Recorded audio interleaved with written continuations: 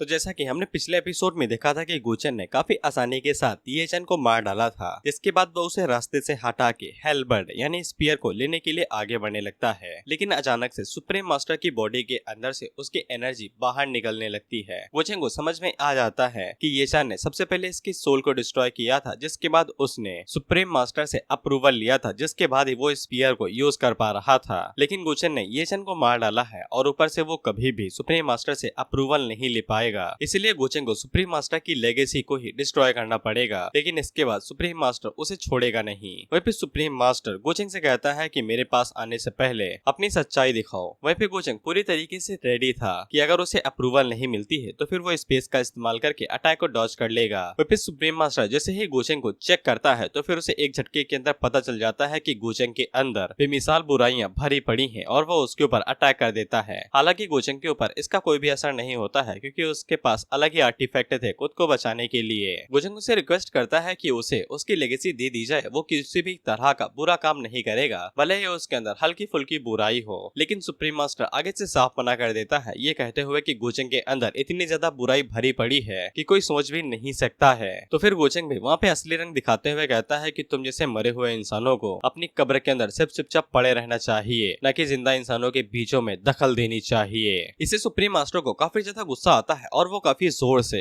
गोचंग के ऊपर एक जोरदार हमला करता है। लेकिन गोचंग भी पूरी तरीके से रेडी था और वो अपने ऊपर मल्टीपल लेयर की बहुत सारी कोट लगा लेता है, जिससे बिल्डिंग के अंदर एक तगड़ा धमाका होता है और वो पूरी जगह ही टूटने लगती है। लेकिन गोचंग को कुछ भी नहीं हुआ था उसके आर्टिफैक्ट की वजह से। वहीं पे गोचंग भी आगे से कहता है कि डीमन हेलबर्ड यहाँ पे पड़े पड़े सिर्फ जंग ही खा रहा है, उसे किसी ऐसे इंसानों के हाथों में होना चाहिए जो उसका इस्तेमाल मारने के लिए करे। वहीं पे हेलबर्ड भी आगे से हिलते हुए हाँ कहता है। इसपे सुप्रीम मास्टर आगे से बताता है कि डीमन हेलबर्ड बहुत ज्यादा बुरी चीज है और अगर वो यहाँ से बाहर निकलती है तो वो किसी भी चीज को राख में बदल देगी। लेकिन गोचेंग को इसे कोई फर्क नहीं पड़ता था। तो फिर सुप्रीम एल्डर आगे से अपनी एनर्जी को इकट्ठा करते हुए कहता है कि जो कोई भी इवल के रास्ते पे चलते हैं उनका मरना बहुत ज्यादा जरूरी है। लेकिन गोचेंग आगे से कहता है कि तुम ही लोग कौन सा अच्छे हो जो सत्य के रास्ते पे चलते हैं। तुमने कई सारे लोगों को यहाँ पे बुलाया और वो सभी मारे जा रहे हैं और इसी तरीके से दूसरे लोग मरते हैं, तो फिर क्या तुम सेल्फिश नहीं हो जो ये सब कुछ खुद के लिए कर रहा है। इस पे सुप्रीम मास्टर आगे से बस इतना ही कहता है कि जो भी लोग कल्टीवेशन का रास्ता चुनते हैं उनके पास दो मौके होते हैं, या तो वो स्ट्रगल करेंगे और ताकतवर बनेंगे या फिर स्ट्रगल करते हुए ही मारे जाएंगे।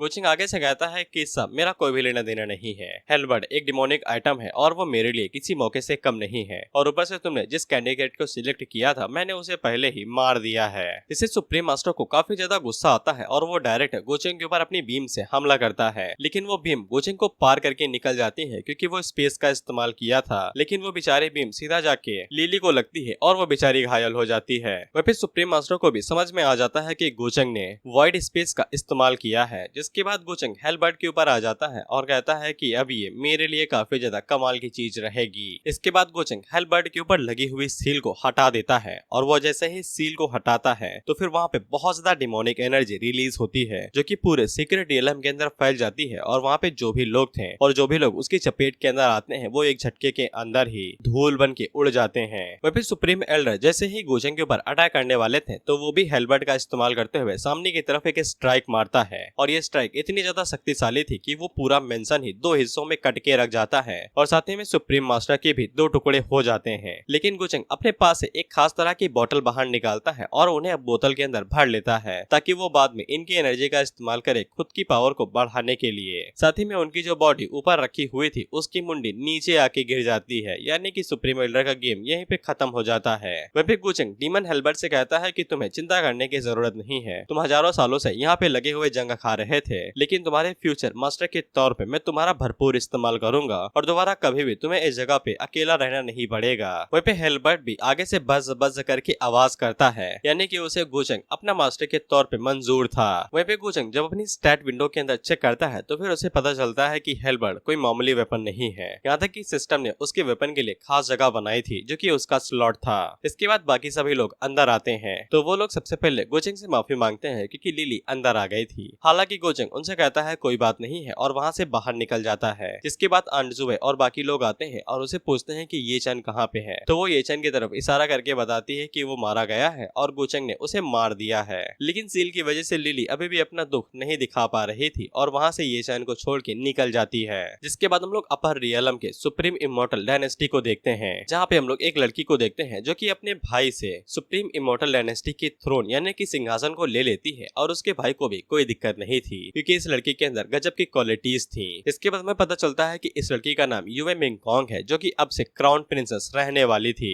और हर कोई अब से उसका ही कहना मानने वाला था। वहीं पे मिंग अपने मन के अंदर सोचती है कि आधा साल हो चुका है, अब मेरे प्यारे सियांसे को वापस आ जाना चाहिए गुचेंग। अब मैं तुम्हें मिंगकॉन्ग के बारे में बता देता हूँ, ये गुचेंग के पिछले जन्म की वाइफ और इस जन्म की मंगेतर है। जिसके बाद हमें पिछले जन्म के फ्लैशबैक दिखाए जाते हैं जहाँ पे हम लोग मिंग को देखते हैं जो कि अपनी शादी के पहले दिन ही मारी जा रही थी और इसकी शादी गुचेंग के साथ ही हुई थी और ये गुचेंग से सच्चा वाला प्यार करती थी। वहीं मिंग को एक डिमोनिक कल्टीवेटर कह के उसे मौत की सजा दी जा रही थी, जबकि असली डिमोनिक कल्टीवेटर असली वाला गुचेंग था और असली वाला गुचेंग जो कि असली वाला है वो भी बहुत ज्यादा प्योर विलन था। उसने अपनी बहन की हड्डियां खींच के बाहर निकाल ली थी जो कि दाव बोन थी और अपनी बीवी को जो कि उसे सच्चा प्यार करती थी सुहाग रात की पहली रात ही जान से मार दिया था। अब इसे तुम लोग खुद ही अंदाजा लगा सकते हो कि असली वाला गुचेंग कितना ज्यादा बेरहम, कितना ज्यादा कमीना है। वहीं मिंग भी आगे से रोते हुए कहती है कि उसने सोचा भी नहीं था कि वो जिस इंसान को सबसे ज्यादा प्यार करेगी आखिर में वही उसे मार डालेगा।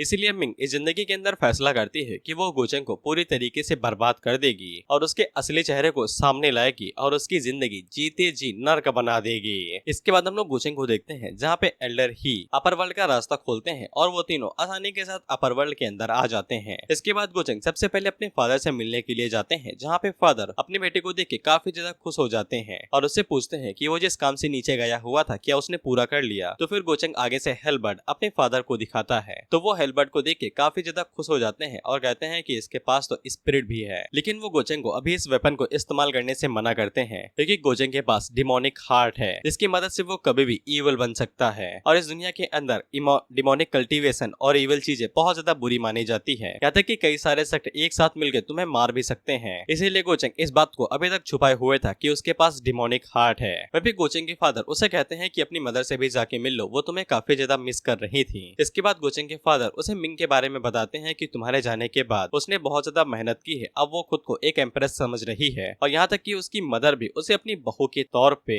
एक्सेप्ट करने में बहुत ज्यादा सेटिस्फाई है और उन्हें कोई भी दिक्कत नहीं है। हालांकि गुचेंग को उसकी मंगेतर के बारे में कुछ भी नहीं पता था। इस जिंदगी की मेमोरी के मुताबिक उसने कभी भी मिंग को प्यार ही नहीं किया, ये बस एक तरफा प्यार था। वह भी मिंग पहले के टाइम पे बहुत ज्यादा कमजोर और नॉर्मल से ही बच्ची हुआ करती थी, लेकिन एक साल के अंदर ही उसने अपना टैलेंट और पूरा रवैया बदल लिया है। इसीलिए गुचेंग को शक होने लगता है कि कहीं ये डॉटर ऑफ फेट तो नहीं है, लेकिन वो कैसे भी रास्ते जोड़ ले उसे कुछ भी समझ में नहीं आता है कि यहाँ पे चल क्या रहा है। इसके बाद हम लोग कुछ एल्डर्स को देखते हैं जो कि किसी बारे में बात कर रहे थे, जहाँ पे ये दोनों गुचेंग और उसकी बहन के बारे में बात कर रहे थे और ये बहन सगी बहन नहीं है। ये गुचेंग ने अपनी ही छोटी बहन की दाव बोन को बाहर निकाल लिया था, यानी कि दाव हड्डियां। वो अभी तक जिंदा है और किसी दूसरी जगह पे जाके कल्टीवेट कर रही है। वहीं पे हम लोग उसकी बहन को देखते हैं जो कि एक पेड़ के पास जाके जिसके अंदर कोई स्पिरिट है और उसका नाम सिस्टर ताओ है, उसे बताती है कि वो ये जगह छोड़ के जाने वाली है। सिस्टर ताओ उसे जाने देती है क्योंकि उसकी कल्टीवेशन काफी ज्यादा शक्तिशाली हो गई थी। जिसपे वो लड़की आगे से बताती है कि वो अपने ग्रैंडफादर और पेरेंट्स की साइड पे जाना चाहती है और उसका मेन मिशन यही है कि वो वहाँ पे जाके गुचेंग से बदला लेना चाहती है क्योंकि दाओ बोन निकाले जाने के बाद उसे छोड़ दिया गया था।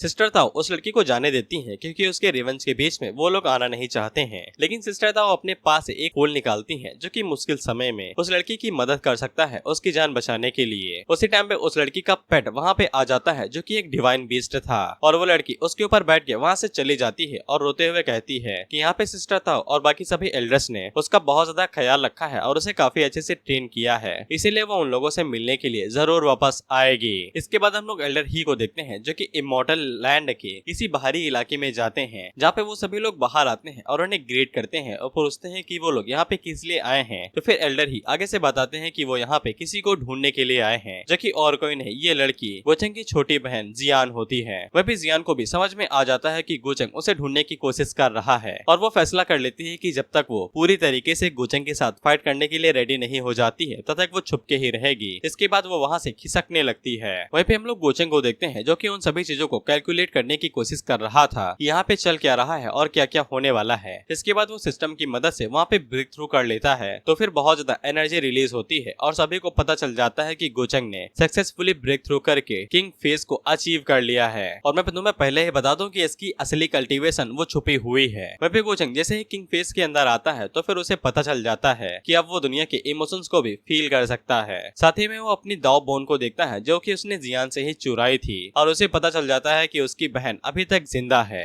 और वो सभी चीजों के बारे में सोचने की कोशिश करता है कि उसकी फियांसे मिंग का एटीट्यूड अचानक से चेंज हो गया है। उसकी सिस्टर जियान अभी तक जिंदा है जिसको कई सारे एल्डर पसंद करते हैं और साथ ही में गोचेंग की एक अलग आइडेंटिटी भी है जो कि डाउटियन इमॉर्टल पैलेस का ट्रू डिसाइपल होता है, लेकिन उसकी फेटेड विलन की जो जागीर है वो इतनी आसानी के साथ नहीं चल सकती है। साथ ही में गोचेंग ने एल्डर ही को वहाँ पे पहले ही भेज दिया है जियान को ढूंढने के लिए, इससे वो उन सभी एल्डर्स का मुंह बंद कर सके जो उसे सपोर्ट करने वाले हैं। इसके बाद गोचेंग सिस्टम के मॉल के अंदर से एक और टेक्निक को बाहर निकालता है और एंडलेस इमॉर्टल टेक्निक को भी सीख लेता है, जिससे वहाँ के जो भी एल्डर्स थे वो काफी ज्यादा हैरान हो जाते हैं कि गोचेंग को ऐसा क्या मिल गया है कि वो लगातार ब्रेक थ्रू पे ब्रेक थ्रू करता जा रहा है और शक्तिशाली बनता जा रहा है। इसके बाद गोचेंग सभी एल्डर्स को मीटिंग के लिए संदेश भिजवाता है कि वो सभी लोग उसे मिलना चाहते हैं, इससे उन एल्डर्स को भी समझ में आ जाता है कि गोचेंग उन्हीं की तरफ आगे बढ़ रहा है। इसके बाद गु क्लैन के जितने भी एल्डर्स थे वो सभी सभा के अंदर इकट्ठा होते हैं, जहाँ पे गोचेंग के फादर वहाँ पे ये अनाउंस कर देते हैं कि फ्यूचर फैमिली का हेड गोचेंग ही बनेगा। बेशक एल्डर्स को इससे काफी ज्यादा दिक्कत होती है और साथ ही में गोचेंग की जनरेशन के जो भी लोग थे उन्हें भी काफी ज्यादा दिक्कत हो रही थी, क्योंकि क्लैन के अंदर ये बात साफ लिखी गई थी कि जो भी फ्यूचर हेड के लिए परफेक्ट होगा उसे ही कैंडिडेट माना जाएगा। लेकिन गोचेंग को बेटा होने की वजह से स्पेशल ट्रीटमेंट मिल रहा है। गोचेंग इस पे साथ कहता है कि इसकी कोई भी जरूरत नहीं है, वो लोग आपस में फाइट करके तय कर ही लेते हैं कि कौन बेहतर है और कौन नहीं। इसके लिए वो सभी एल्डर्स भी मान जाते हैं। इसके बाद एक बंदा गोचेंग के ऊपर अटैक करने के लिए आगे बढ़ता है तो गोचेंग वाइट की पावर का इस्तेमाल करके अटैक को डॉज करता है और उसके गंदर के ऊपर अपना पाम अटैक करके उसे बेहोश कर देता है। इसके बाद गोचेंग उन लोगों से पूछता है कि बताओ अब किस किस को नया सबक सीखना है। इसके बाद गोचेंग उन लोगों को पार करके उनके पीछे आ जाता है और उनसे कहता है कि सब एक साथ अटैक करो, जिसके बाद तुम लोग आपस में लड़ते रहना कि बेहतर कौन है। जिसपे वो लोग अपनी अपनी शॉट लेके एक अटैक करने वाले थे तो फिर गोचेंग एक लड़की के अटैक को डॉज करता है और उसके माथे के ऊपर फिंगर फ्लिक मार के उसे पीछे फेंक देता है।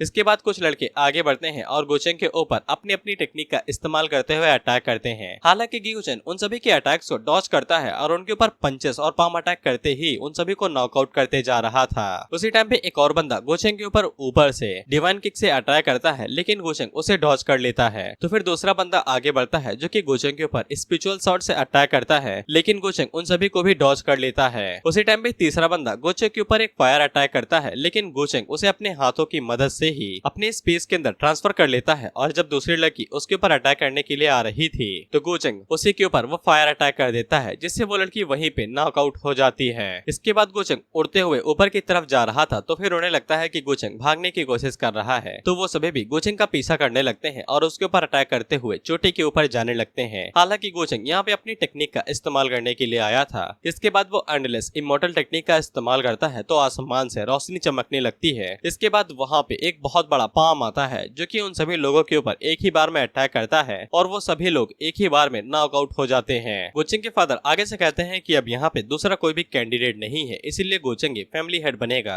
इस पे एल्डर्स को गुस्सा तो आ रहा था, लेकिन अब वो यहाँ पे कुछ भी नहीं कर सकते थे, इसीलिए वो गोचेंग को परमिशन दे देते हैं। उसी टाइम पे एक बंदा भागते हुए एक एल्डर के पास आता है और उन्हें बताता है, जिससे एल्डर हैरान होकर गोचेंग से पूछते हैं क्या वो सच में ब्रांच फैमिली को वापस लेके आना चाहता है। ये गोचेंग की बहन जियान की ही फैमिली थी और गोचेंग आगे से बताता है कि जब वो छोटा था तो फिर उसने काफी सारी गलतियां की हैं, इसीलिए अब वो अपनी गलतियों को सुधारना चाहता है, जिससे वो सभी एल्डर काफी ज्यादा खुश होते हैं और गोचेंग को परमिशन दे देते हैं। वहाँ पे यंगर जनरेशन के जो भी लोग थे वो सभी गोचेंग के पास आते हैं और उसे यंग मास्टर मान लेते हैं। गोचेंग उनसे कहता है कोई दिक्कत नहीं है, वो उन्हें कभी भी निराश नहीं करेगा। इसके बाद गोचेंग के फादर उसे कहते हैं कि तुम मेरे साथ हो, मुझे तुमसे कुछ जरूरी बात करनी है। गोचेंग के फादर उसे पूछते हैं क्या उसे अपने डिसीजन के ऊपर पक्का यकीन है। इसमें गोचेंग बताता है कि उसका डिसीजन पूरा पक्का है। तो फिर गोचेंग के फादर को कोई भी दिक्कत नहीं थी कि अगर वो उनकी फैमिली को वापस लाना चाहता है। इसके बाद वो गोचेंग से उसके डिमोनिक हार्ट के बारे में पूछते हैं तो फिर गोचेंग वहाँ पे अपने डिमोनिक हार्ट को रिलीज करता है। तो फिर वहाँ पे डिमोनिक हार्ट की पावर बहुत ज्यादा थी। ये देख के गोचेंग के फादर बहुत ज्यादा हैरान होते हैं और उससे पूछते हैं क्या वो उसके कंट्रोल में तो नहीं है। इस पे गोचेंग बताता है कि उसकी कल्टीवेशन जैसे जैसे बढ़ती है डिमोनिक हार्ट की पावर और उसका रेजिस्टेंस और भी ज्यादा कम होता जाता है, लेकिन अभी डिमोनिक हार्ट उसके पूरे कंट्रोल के अंदर ही है। लेकिन फ्यूचर में शायद वो इसके आउट ऑफ कंट्रोल जा सकता है। लेकिन गोचेंग के फादर उससे कहते हैं कि कोई बात नहीं है, जब तक चीजें ठीक चल रही हैं तब तक सब कुछ सही है। इसके बाद वो वहाँ से चले जाते हैं और गोचेंग अपने मन के अंदर सोचता है कि पता नहीं असली गोचेंग ने कितने ज्यादा बुरे काम किए होंगे कि उसका फादर भी उसके ऊपर भरोसा करने से इतना ज्यादा कतराता है। दरअसल डिमोनिक हार्ट की वजह से जो असली वाला गोचेंग गोचंग था वो इसे पोजेस हो गया था और उसने बहुत ज्यादा बुरे बुरे कांड किए थे, जैसे कि जियान की दो बोन को उसे बाहर निकाल लेना। हालांकि सिस्टम गोचंग को बता देता है कि उसे चिंता करने की जरूरत नहीं है और उसके ऊपर डिमोनिक हार्ट कोई भी असर नहीं करेगा और वो खुद ही अपनी लाइफ को कंट्रोल कर रहा है। इसके बाद गोचंग अपने रूम के अंदर आता है जहाँ पे वो यानजी को बाहर निकालता है, जहाँ पे यानजी गोचंग से पूछती है कि उसे क्या चाहिए। गोचंग आगे से बताता है कि एक काम है जो कि सिर्फ यानजी ही कर सकती है, लेकिन इससे पहले वो उसकी मदद करेगा उसकी फिजिकल बॉडी को रीगेन करने के लिए, जिससे यानजी थोड़ा सा निराश हो जाती है क्योंकि वो ये चैन के साथ सिर्फ अपने ग्रेटिट्यूड को प्रीपेयर करने के लिए आई थी, लेकिन गोचंग के साथ रहते रहते ऐसा लगता है कि वो बस उसका फायदा उठा रही है। गोचंग उसके चेहरे को देख के पूछता है कि उसे बॉडी वापस नहीं चाहिए। इसमें यानजी बताती है कि चाहिए, लेकिन उसे समझ में नहीं आ रहा है कि गोचंग उसके प्रति इतना ज्यादा दयावान क्यों है। इसमें गोचंग बताता है कि ये बस उसके पर्सनल रीजंस हैं और कुछ भी नहीं। इसके बाद वो यानजी की हेल्प करने लगता है उसकी स्पिरिचुअल बॉडी को गेन करने में, जिसमें वो कई सारी हर्ब्स का इस्तेमाल करता है और यानजी सक्सेसफुली अपनी फिजिकल बॉडी को गेन कर लेती है। यहाँ तक कि यानजी भी हैरान हो जाती है कि उसके पास उसकी असली बॉडी आ गई और गोचंग उसकी ठुड्डी को पकड़ के उससे कहता है कि इतना बुरा भी नहीं है। इसके बाद गोचंग यानजी को उसके मिशन के बारे में बताता है कि उसे अबैंडन इमॉर्टल लैंड के अंदर जाता है और किसी चीज को ढूंढना है। इसके बाद वो यानजी को एक तलिस्मा भी देता है जो कि स्पेस ब्रेकिंग तलिस्मा था। इसकी मदद से वो कहीं से भी कहीं पे भाग के आ सकती है और अगर उसका सामना शक्तिशाली अपोनेंट से हो जाता है तो वो बिना किसी दिक्कत के इसका इस्तेमाल करके अपनी जान बचा ले, क्योंकि सेफ्टी सबसे ज्यादा मैटर करती है। इस पे यानजी आगे से कहती है कि वो पूरी कोशिश करेगी जिससे ये मिशन सक्सेसफुल हो सके। इसके बाद हम लोग गोचंग को देखते हैं जो कि कीहान और सोकिंग को जेसी एल्केमी सेक्टर लेके जाता है और ये एल्केमी सेक्टर काफी ज्यादा बुरे हालातों में था। अगर यहाँ पे कुछ ताकतवर एल्डर्स ना होते तो ये काफी जल्दी ढह गया होता। वह गोचंग यहाँ पे कीहान को छोड़ने वाला था क्योंकि कीहान का टैलेंट काफी ज्यादा कमाल का है और अगर गोचंग इनकी सेक्ट की मदद करता है तो फिर ये लोग भी गोचंग को फेवर्स देंगे। वहाँ पे गोचंग जैसे ही वहाँ पे कीहान को लेके पहुँचता है तो फिर वहाँ पे एक एल्डर आता है जो कि गोचंग को छोड़ के सीधा कीहान को चेक करता है और आगे से कहता है कि इसके अंदर कमाल का टैलेंट है और वो गोचंग को ऑफर देने लगता है कि अगर वो कीहान को यहाँ पे 15 सालों के लिए छोड़ देता है तो फिर वो इसे कमाल का सेक्टर लीडर बना देगा जो अल्केमी परफॉर्म करने के मामले में बहुत ज्यादा कमाल की होगी। लेकिन उसी टाइम में वहाँ पे बाकी एल्डर्स भी आ जाते हैं जो कि कीहान को लेके लड़ने लगते हैं कि अगर वो उसके पास रहेगी तो फिर वो उसे और भी ज्यादा कम टाइम के अंदर और ज्यादा शक्तिशाली बना देंगे और वो लोग आपस में ही लड़ने लगते हैं। इसलिए कीहान उनसे घबरा के गोचंग के पीछे जाके छुप जाती है। खैर उसी टाइम पे वहाँ पे जीजी अल्केमी सेक्ट की लीडर आती है जिनका नाम जियान था और वो गोचंग से कहती है कि अगर गोचंग कीहान को उसके पास छोड़ देता है तो वो अगले 10 सालों के अंदर कीहान को एल्केमी की ग्रैंड मास्टर बना देंगे। क्योंकि ये सेक्टर लीडर थी इसलिए बाकी एल्डर्स उनसे लड़ते ही नहीं है। वहीं पे जियान आगे से गोचंग को एक टोकन देती है जो कि उन्हें एल्केमी सेक्टर के एक मास्टर के तौर पे ही इस्तेमाल करने का औहदा देता है,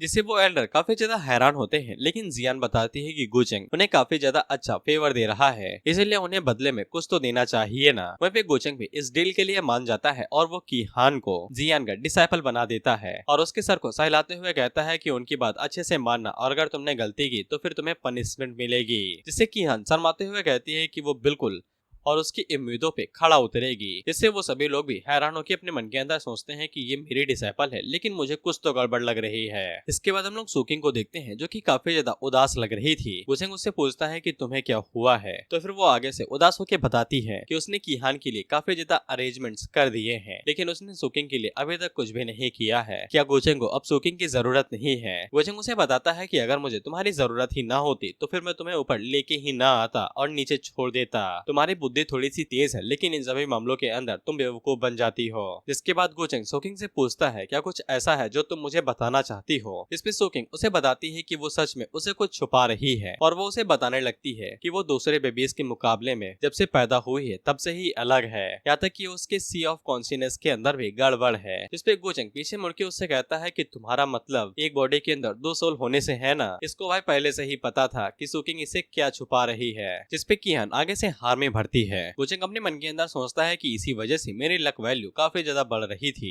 इसकी ट्विन सोल होने की वजह से। इसके बाद गोचंग उसे पूछता है कि अगर उसके पास दूसरी सोल है तो फिर उसके पास इंटेलिजेंस और पिछली लाइफ के मेमोरीज भी होनी चाहिए। क्या उसके पास उसकी दूसरी सोल की कोई मेमोरीज हैं? जिसपे सोकिंग उसे बताती है कि उसके पास है लेकिन वो धीरे धीरे करके गायब होने लगी है। लेकिन जब से वो अपर रियलम के अंदर आई है वो सभी फीलिंग्स और ज्यादा शक्तिशाली होती जा रही है। वह भी सोकिंग की दूसरी सोल उसे कहने लगती है कि अब वो लोग गोचंग गोचेंग के ऊपर भरोसा नहीं कर सकते हैं क्योंकि उसने गोचेंग को उनके सीक्रेट के बारे में बता दिया है। वह भी गोचेंग अपने मन के अंदर सोचता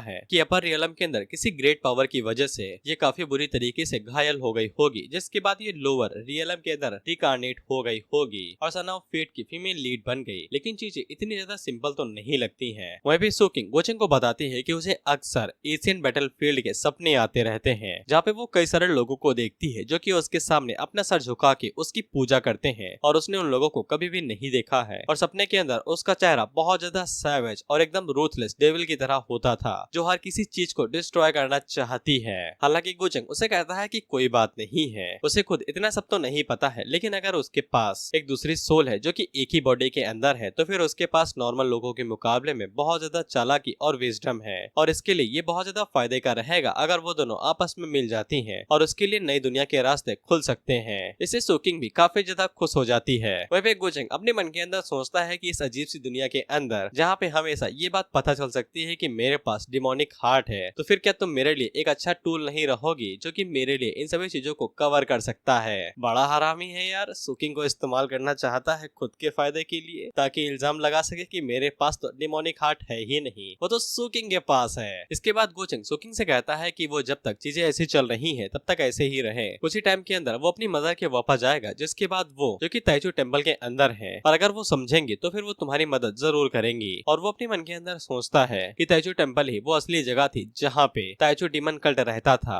और डेमोनिक पावर के सक्सेसर के रूप में ये सारी चीजें उसी से कनेक्टेड हैं। इसीलिए गोचेंग को वहाँ पे जरूर जाना चाहिए। लिटरली ये भाई बहुत ज्यादा कमीना है, अगर इसे जरूरत पड़ी तो ये अपने फादर को भी एक झटके के अंदर मार सकता है। जिसके बाद हम लोग देखते हैं कि मिंग और उसके फादर गोचेंग के फादर से मिलने के लिए जाते हैं, जहाँ पे गोचेंग भी आने वाला था। मिंग हमें बताती है कि उसके फादर उसके प्रति बहुत ज्यादा स्ट्रिक्ट थे, लेकिन गोचेंग के फादर उसे अपनी बेटी की तरह ही ट्रीट करते थे। लेकिन गोचेंग के डिमोनिक हार्ट की वजह से वो धीरे धीरे करके बीमार होते गए और अपनी कल्टीवेशन को खो दिया और काफी ज्यादा बीमार हो गए। इसी चक्कर में गोचेंग की मदर भी ये सह नहीं पाई और वो भी बीमार हो गई और उनकी इलाज कभी भी नहीं मिल पाया। यहाँ तक कि गोचेंग ने जो जियान के साथ किया था उस वजह से भी गोचेंग के फादर को काफी ज्यादा चोट पहुंची थी, इसीलिए वो काफी ज्यादा बीमार हो गए। और मिंग अपने मन के अंदर सोचते है कि पता नहीं गोचेंग कितने सारे लोगों को चोट पहुंचाएगा और उसी टाइम पे वहाँ पे गोचेंग भी आ जाता है। वहीं पे गोचेंग के फादर गोचेंग और मिंग को एक साथ बाहर भेज देते हैं ताकि वो मिंग के फादर के साथ कोई जरूरी बात कर सके, जिसपे वो दोनों वहाँ से निकल जाते हैं और वो दोनों आपस में बात करते हुए कहते हैं कि दोनों बच्चे काफी बड़े हो चुके हैं। वहीं पे गोचेंग मिंग को तीसरी नजरों से देख रहा था, तो फिर मिंग उससे पूछती है क्या मेरे चेहरे पे कुछ लगा है जो ऐसे घूर रहे हो।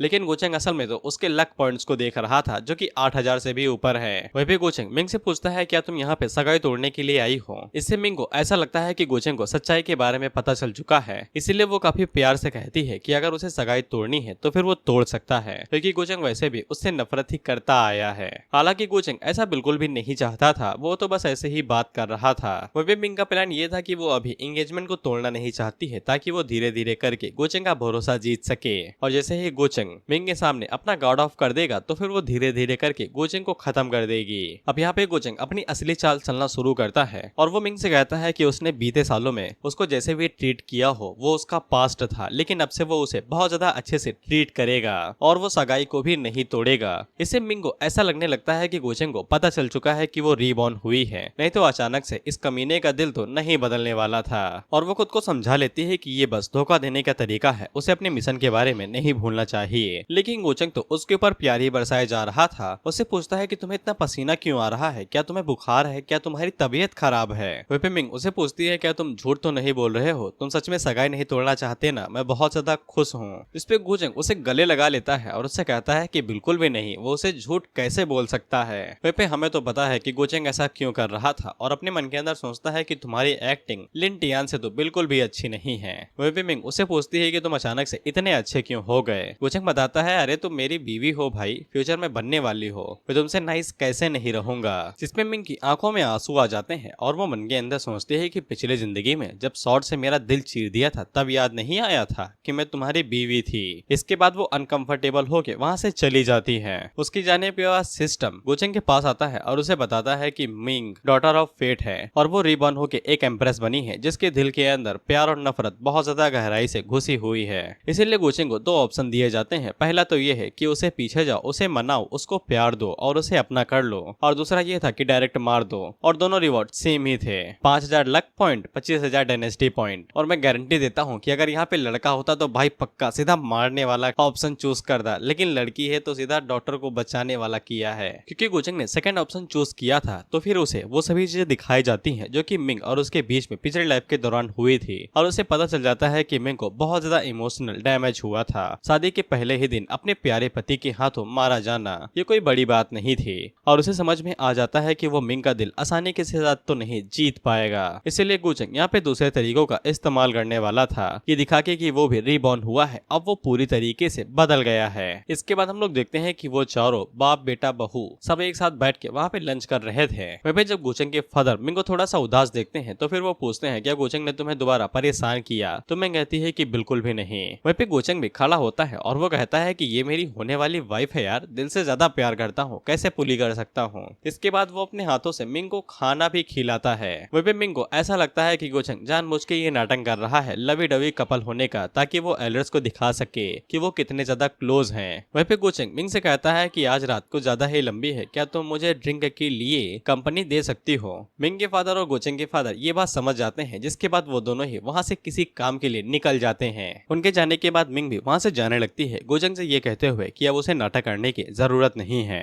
जिसपे गोचंग आगे से कहता है कि मैं नाटक नहीं कर रहा था, लेकिन तुम पहले से काफी ज्यादा बदल गई हो। इससे मिंग को ऐसा लगने लगता है कि गोचंग उसकी तरह रिबॉर्न नहीं हुआ है, इसीलिए वो तो अभी तक उन दोनों के बीच में डिफरेंस को चेक नहीं कर पा रहा है। लेकिन उसे समझ में आ जाता है कि गोचंग कभी भी नहीं बदल सकता है, फिर चाहे जो भी हो जाए। और वो वहाँ से जा ही रहे थे कि उसी टाइम पे गोचंग उसके ऊपर पाम अटैक कर देता है, जिसको मिंग काफी आसानी के साथ ही रोक लेती है। गोचंग उसे कहता है कि तुम पहले ही ड्यूक फेस तक पहुंच चुकी हो और तुमने मुझसे काफी सारी चीजें छुपा ली हैं। इसके बाद वो मिंग को पकड़ के अपनी तरफ खींच लेता है और उसे कमर से अपने करीब कर लेता है, जिसपे मिंग हैरान हो जाती है और उसे कहती है कि मुझे छोड़ो। गोचंग उसे कहता है कि तुम अभी भी पूरी तैयारी से नहीं आई हो। इसके बाद वो मिंग को छोड़ देता है तो मिंग पीछे हट जाती है और उससे पूछती है कि तुम क्या करने की कोशिश कर रहे हो। इसके बाद वो गोचंग से कहती है कि मुझे पता लग चुका था कि मैं तुम्हें कितना ही चाहे उतना खुश कर दूं, लेकिन तुम कभी भी नहीं बदलोगे। इसलिए मैं खुद को शर्मिंदा करने की जगह पे खुद को ताकतवर बनाने के बारे में सोचा और अपनी ताकत को बढ़ा लिया। इसके बाद वो गोचंग के डायलॉग जो उसको पिछली जिंदगी में गोचंग ने उसको दिया था वही मारती है।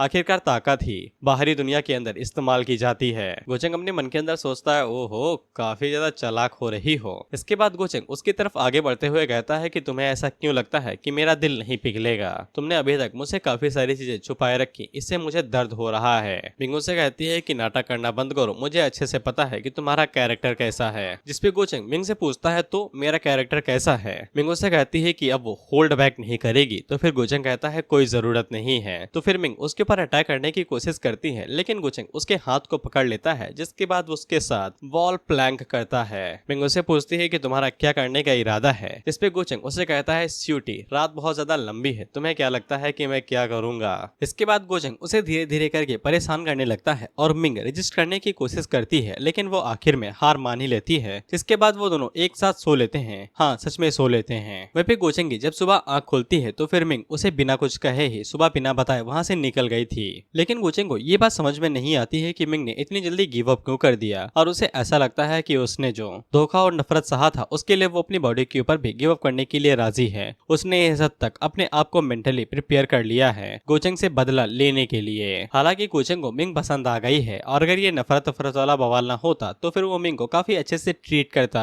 खैर गोचंग के पास नोटिफिकेशन आता है कि उसने मिंग को हल्का फुल्का तो अपनी तरफ कर ही लिया है, तो फिर इसीलिए उसकी लक वैल्यू बढ़ जाती है। इसके बाद गोचंग अपने कपड़े बदलता है और बाहर की तरफ निकल जाता है बाकी चीजों को संभालने के लिए, क्योंकि अभी मिंग वाला मामला थोड़ी देर के लिए शांत हो गया है। वहीं पे हम लोग मिंग को देखते हैं जो कि एक अपनी सर्वेंट से पूछती है कि उसे गोचंग कैसा लगता है, तो वो आगे से यही बताती है कि लोग मानते हैं कि वो बहुत ज्यादा घटिया और कमीना है, लेकिन उस सर्वेंट को ऐसा लगता है कि गोचंग काफी ज्यादा ठीक है और उसने मिंग को भी काफी अच्छे से ट्रीट किया है। वहीं पे मिंग को तो पहले से ही पता था कि गोचंग कितना ज्यादा अच्छा है, लेकिन उसे ये बात समझ में नहीं आ रही थी कि उसके पास 2 जिंदगियों का एक्सपीरियंस है, लेकिन इसके बावजूद वो गोचंग की किसी भी चीज को समझ क्यों नहीं पा रही है। खैर वो अभी के लिए इन सभी चीजों को इग्नोर करती है, बस इतना ही सोचती है कि अगर गोचंग उसे कभी भी नुकसान पहुंचाने के बारे में सोचता भी है तो वो उससे बदला जरूर लेगी, क्योंकि मिंग ने देख लिया है कि गोचंग अब पिछली लाइफ की तरह नहीं है, तो फिर मिंग उससे बदला नहीं लेगी, बस अपनी ताकत को ही बढ़ाएगी। लेकिन अगर गोचंग उसके पीछे आता है तो फिर वो बदला जरूर लेगी। इसके बाद हम लोग सिस्टर यांजी को देखते हैं जो कि अबैंडन लैंड गए हुए थे, और तभी उनके ऊपर वहाँ के मास्टर्स अटैक हैक कर देते हैं। तो फिर वो जल्दी से गोचेंग के तलिस्मा का इस्तेमाल करती हैं और वहाँ से बच के निकल जाती हैं और अपने मन के अंदर सोचती हैं कि इस जगह पे इतने ताकतवर मास्टर कैसे हो सकते हैं। और वो भागते हुए बस यही सोचती है कि उसे गोचेंग को इसके बारे में बताना पड़ेगा।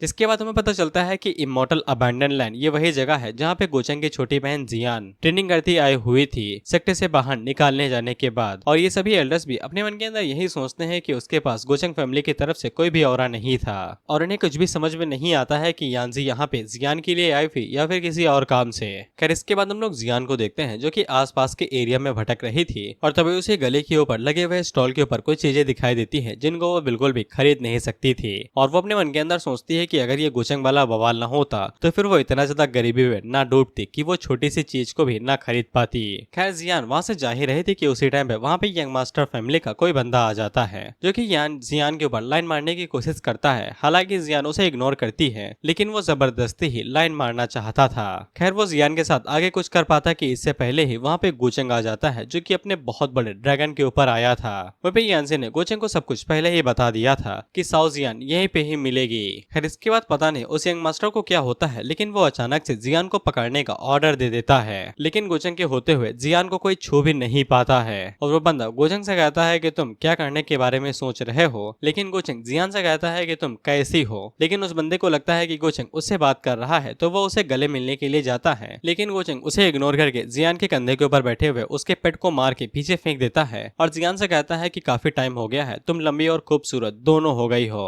वहीं पे इस बंदे को काफी ज्यादा गुस्सा आ रहा था तो फिर गोचेंग उसके ऊपर एक कंटाप मारता है तो वो उड़ते हुए दूर जाके गिरता है और गोचेंग उससे कहता है कि तुम्हारी औकात क्या ही है जो तुम मुझे इस बीच उंगली कर सकते हो जब मैं अपनी बहन से बात कर रहा हूँ। जैसे वहाँ के सभी लोग हैरान हो जाते हैं क्योंकि उन्हें अच्छे से पता था कि गोचेंग ने अपनी बहन के साथ क्या कांड किया था।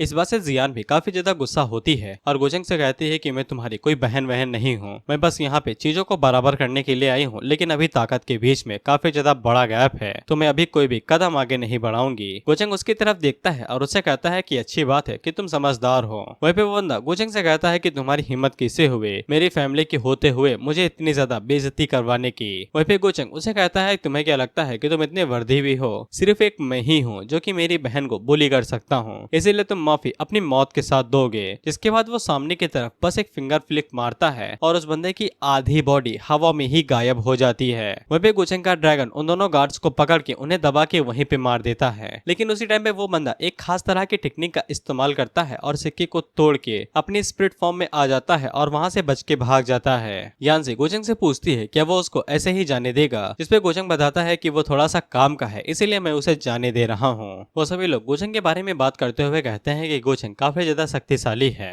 उसे पक्का किंग फेस पे होना चाहिए। लेकिन पूरे अपर रियलम के अंदर कोई भी ऐसा बंदा नहीं है जो कि इतनी कम उम्र में इस लेवल को अचीव कर ले। वहीं पे जियान भी इन सभी बातों से काफी ज्यादा हैरान होती है लेकिन उसे बाद में याद आता है कि उसे गोचेंग से कोई भी मदद नहीं लेनी है और वो साफ कह देती है कि वो गोचेंग को कोई भी थैंक यू नहीं कहेगी। गोचेंग को भी थैंक यू नहीं चाहिए था, वो बस सभी लोगों को ये बताना चाहता था कि उसको छोड़ के कोई भी उसकी बहन को बुली नहीं कर सकता है। लेकिन जियान को काफी ज्यादा गुस्सा आता है और वो चिल्लाते हुए कहती है कि उसे गोचेंग की कोई भी जरूरत नहीं है। लेकिन गोचेंग उसे बताता है कि वो बस गिल्टी फील कर रहा है कि उसने जो पिछले टाइम के अंदर किया था और बेशक उसे मजा भी आता है जियान को इस तरह से चिढ़ाने में कि वो उससे कितना ज्यादा नफरत करती है। जियान गोचेंग से कहती है कि मैंने जो कुछ भी सहा है मैं वो सब कुछ तुम्हें दुगने दाम में वापस लौटाऊंगी। गोचेंग इसके बालों को सहलाते हुए कहता है ठीक है अच्छे से मेहनत करना। उसी टाइम पे गोचेंग के पास डाओटियन इमॉर्टल पैलेस के कुछ डिसाइपल्स आते हैं जो कि गोचेंग को ले जाने के लिए आए थे, जो उसने अभी यहाँ पे कांड किया है क्योंकि वो यंग मास्टर भी डाओटियन इमॉर्टल पैलेस का ही डिसाइपल था। गोचेंग इन सभी चीजों को समझता है और वो उनके साथ जाने के लिए राजी हो जाता है। वहीं पे जियान को कुछ भी समझ में नहीं आता है कि गोचेंग यहाँ पे क्यों आया था और उसके लिए इतना सब क्यों करके गया। लेकिन वो अभी के लिए बिल्कुल भी शांत नहीं हुई थी और उसे गोचेंग से बदला जरूर लेना था। लेकिन उसे इतना जरूर समझ में आ जाता है कि उसे डाओटियन इमॉर्टल पैलेस से दूरी बना के रखनी पड़ेगी। वहीं पे वो बंदा जिसको गोचेंग ने मार दिया था वो भागते हुए अपने भाई के पास आता है और उसे कहता है कि आपको मेरा बदला लेना पड़ेगा। इस पे उसका भाई जिन जाओ उसे कहता है कि वो उसका बदला जरूर लेगा लेकिन ये उसकी गलती थी, लेकिन फैमिली का मामला है तो वो बदला जरूर लेगा। लेकिन अभी के लिए उसके पास इतनी ताकत नहीं है और नया उसने ब्रेक थ्रू किया है तो वो फ्यूचर में गोचेंग से बदला जरूर लेगा ताकि वो अपनी फैमिली की इज्जत को वापस पा सके।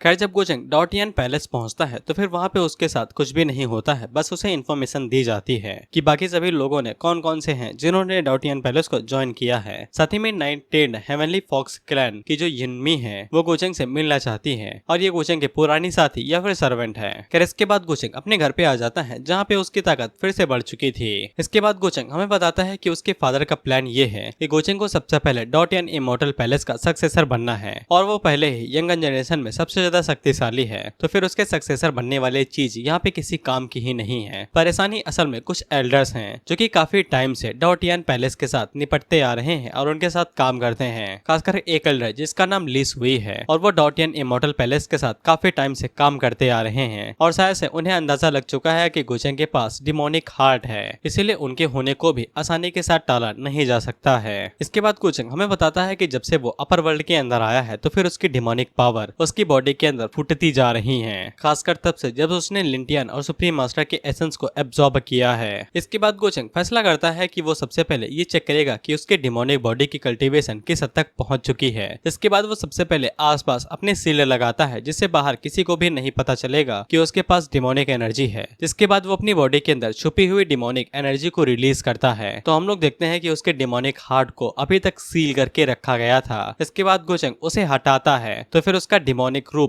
अनलॉक हो जाता है। इसके बाद वहाँ पे बहुत ज्यादा डिमोनिक एनर्जी रिलीज होती है और देखते ही देखते गोचेंग फॉल्स गॉड फेस तक पहुंच जाता है। लेकिन इतना ही नहीं, उसकी एनर्जी और ज्यादा बढ़ती जाती है जिसके बाद वो ट्रू गॉड फेस तक पहुंच जाता है। लेकिन इतना ही नहीं, जिसके बाद वो हेल्बर्ड को बाहर निकालता है तो फिर उसकी पावर और ज्यादा बढ़ जाती है और वो डायरेक्ट हेवनली गॉड फेस तक पहुंच जाता है। वह पे गोचेंग का ये ट्रम्प कार्ड था क्योंकि उसके पास इतनी ज्यादा कल्टीवेशन है कि वो पूरी दुनिया का अकेले ही एनिमी बन सकता है, लेकिन तब भी उसे कोई भी चिंता नहीं है। वो आसानी से अपने ट्रू विलन वाले रास्ते के ऊपर चल सकता है और फाइनल बॉस बन सकता है। उसी टाइम पे एक बंदा गोचेंग को बताता है कि यूमी उसे मिलने के लिए आई है, तो फिर गोचेंग उसे अंदर बुला लेता है। जिसके बाद जब यूमी अंदर आती है तो फिर हमें पता चलता है कि यूमी 9 टेल्ड फॉक्स है और ये गोचेंग की सर्वेंट है। फिर इसके बाद गोचेंग हमें यूमी की कहानी बताता है कि यूमी भी डॉटियन पैलेस की ऑथेंटिक डिसाइपल थी। इसने गोचेंग की पोजीशन के लिए उसके ऊपर अटैक कर दिया था। इसके बाद गोचेंग ने हार्ट डीमन वॉर्म इसकी बॉडी के अंदर प्लांट कर दिया, तब से ये गोचेंग की एक वफादार सर्वेंट बन गई है। जिसके बाद गोचेंग यूमी की पूंछ सहलाने लगता है तो फिर यूमी को चिंता होने लगती है। गोचेंग अपने पास से एक मेडिसिन बाहर निकालता है जो कि हार्ट डीमन वॉर्म की मेडिसिन या फिर एंटीटोड था, क्योंकि हार्ट डीमन वॉर्म हर एक 6 महीने के अंदर यूमी की बॉडी के अंदर पॉइजन फैला सकता था, इसीलिए उसे हर बार गोचेंग के पास आके मेडिसिन लेनी ही पड़ती थी और इसीलिए यूमी उसकी वफादार सर्वेंट बनी हुई थी।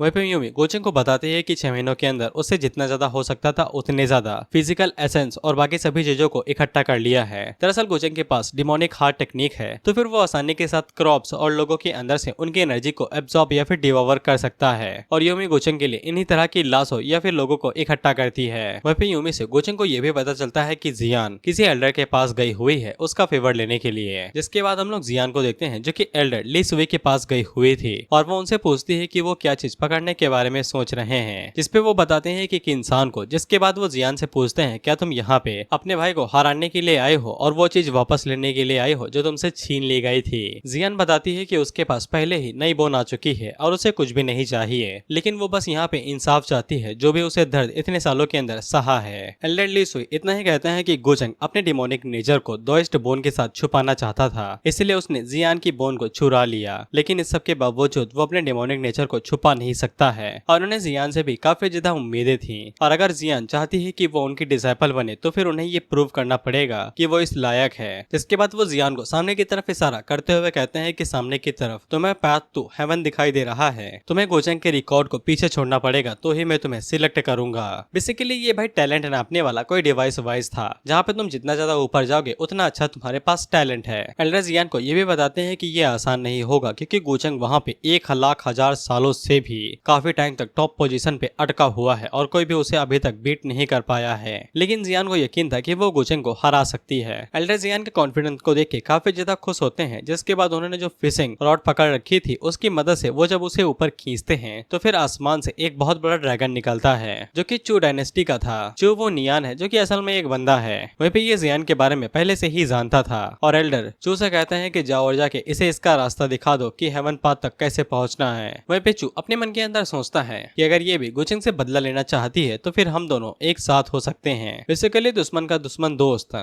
दरअसल चू की फैमिली और गोचेंग की फैमिली दोनों काफी टाइम से एक दूसरे की दुश्मन है, इसीलिए चू अपने मन के अंदर सोचता है कि वो जियान का काफी अच्छे से फायदा उठा सकता है। इसके बाद वो जियान को अपने साथ लेके हेवन के पाथ की तरफ जाने लगता है और रास्ते के बीच में वो जियान को भड़काने की कोशिश करता है, लेकिन जियान उसे कहती है कि ये उनका मामला है, इसीलिए उसे बीच में उंगली करने की जरूरत नहीं है। इससे चू भी हैरान होता है कि इसे तो खुश होना चाहिए था, ये भड़क क्यों गई। खैर जब वो दोनों टावर के पास पहुंचते हैं तो फिर उसी टाइम पे वहाँ पे यूमी और गोचेंग आ जाते हैं, जहाँ पे जियान गोचेंग को देख के बिल्कुल भी खुश होती नहीं है और उसे लड़ने लगती है। इस पे गोचेंग उससे कहता है कि मैं तो यहाँ पे तुमसे मिलने के लिए आया हूँ, तो फिर तुम्हें क्या दिक्कत हो रही है। लेकिन उसी टाइम पे चू बीच में कूद पड़ता है और वो गोचेंग से कहता है कि ये यहाँ पे हेवनली पाथ को चेक करने के लिए आई थी, इसीलिए तुम इसे बिल्कुल भी रोक नहीं सकते हो। इस पे गोचेंग चू से कहता है कि तुम्हें ज्यादा उछलने की जरूरत नहीं है एल्डर के नाम पे, और तुम्हें क्या लगता है कि वो यहाँ पे बीच में आके इस मामले के अंदर लड़ाई करेगा जो यंगर जनरेशन के बीच में हो रहा है। और बाद में गोचेंग चू को घूरते हुए कहता है, क्या मैंने तुम्हें इजाजत दी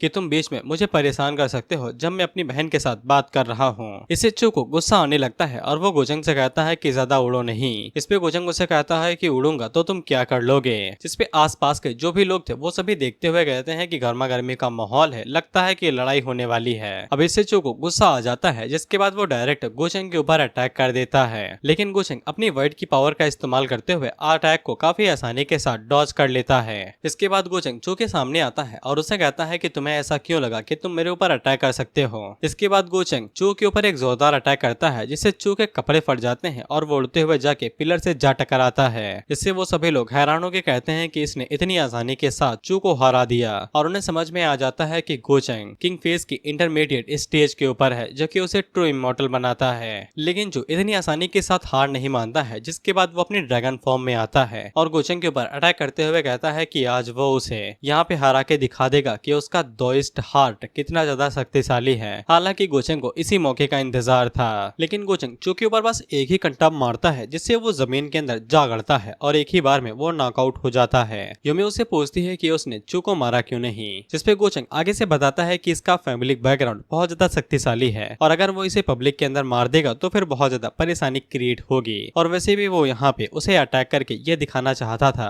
कि वो कितना ज्यादा शक्तिशाली है। इसे एल्डर्स को भी पता लग जाएगा कि जब तक वो यहाँ पे है तब तक कोई भी सक्सेसर की पोजीशन के लिए कभी भी खड़ा नहीं हो सकता है। इसके बाद गोचेंग जियान की तरफ देखता है और चू के सर के ऊपर पैर रखते हुए उसके पास जाता है और उसे कहता है क्या तुम खुश हो गए क्योंकि मैंने कमीने को अच्छा खासा सबक दिखा दिया। जिसपे जियान उसके ऊपर चिल्लाते हुए कहती है कि ऐसा कुछ भी नहीं है और मेरी चिंता तुम्हें करने की जरूरत नहीं है। जिसपे गोचेंग उसे कहता है क्या भूल गए कि मैंने तुमसे क्या कहा था, तुम यहाँ पे मेरा रिकॉर्ड तोड़ने के लिए आई थी जो कि उस ओल्ड मैन ने कंडीशन रखी थी, लेकिन चूटियान ने यहाँ पे गंदा खेल खेला। इसने ये वाली बात लीक कर दी जिससे यहाँ पे कई सारे लोग इकट्ठा हो गए और वो सभी लोग यहाँ पे तुम्हें देखने के लिए आ गए, और अगर तुम रिकॉर्ड को तोड़ नहीं पाती तो फिर ये सभी लोग तुम्हारे ऊपर बहुत ज्यादा हंसते। क्या तुम्हें नहीं लगता है कि मैंने उसे सबक सिखा के सही काम किया। जिसपे जियान आगे से कोई भी जवाब नहीं देती है। इसके बाद गोचेंग बाकी लोगों को देखते हुए कहता है कि वो उन लोगों को दोबारा याद दिला देता है सिर्फ गोचेंग ही अपनी बहन को बुली कर सकता है और कोई भी नहीं। फिर गोचेंग हमें बताता है कि यहाँ पे असली कहानी तो ये होने वाली थी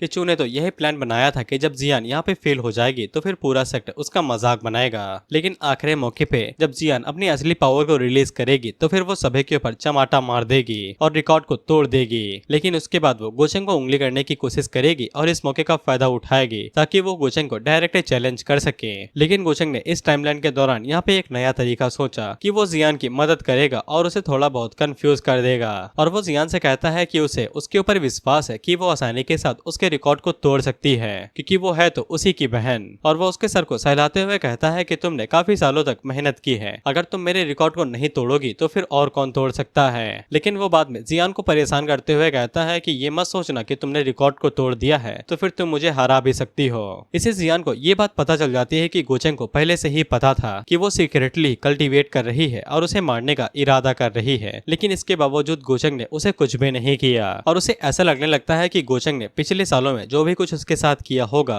यानी कि दोइस्ट बोन को उसकी बॉडी से खींच के बाहर निकाल लेना, ये मजबूरी में किया होगा। हालांकि जियान इस बात के ऊपर अभी यकीन नहीं करती है और इसे साइड में कर देती है। खैर इसके बाद जियान फ्लोर के ऊपर जाती है और वहाँ पे चढ़ना शुरू कर देती है। बस तुम्हें इसके ऊपर सीढ़ियां चढ़ते जाना है, लेकिन जो प्रेशर होगा वो तुम्हें रोकने की कोशिश करेगा और जितनी ज्यादा तुम्हारे पास एनर्जी होगी तुम उतने ज्यादा फ्लोर चढ़ते जाओगे। हम देखते हैं कि जब जियान चढ़ने की कोशिश कर रही थी तो फिर जंजीरें उसके पैरों को पकड़ने लगती हैं, लेकिन वो धीरे धीरे चढ़ते जाती जाती है, चढ़ते जाती है और बिना किसी दिक्कत के 15वें फ्लोर तक पहुंच जाती है। लेकिन 15वें फ्लोर को पार करते करते उसकी हालत खराब होने लगती है, लेकिन इसके बावजूद वो खुद के ऊपर जोर देते देते 18वें फ्लोर तक पहुंच जाती है, जहां तक गोचंग पहुंचा था। और बस कुछ ही कदम के बाद वो गोचंग के रिकॉर्ड को आसानी के साथ तोड़ सकती थी। वहीं फिर जियान को पता चल जाता है कि गोचंग को पहले से ही पता था कि वो आसानी के साथ उसके रिकॉर्ड को तोड़ सकती है, क्योंकि जो दोइस्ट बोन होती है और हेवनली पाथ का जो सोर्स होता है दोनों बिल्कुल एक ही हैं। इसीलिए गोचंग भी काफी आसानी के साथ इस रिकॉर्ड को तोड़ सकता था, क्योंकि उसके पास दोइस्ट बोन थी।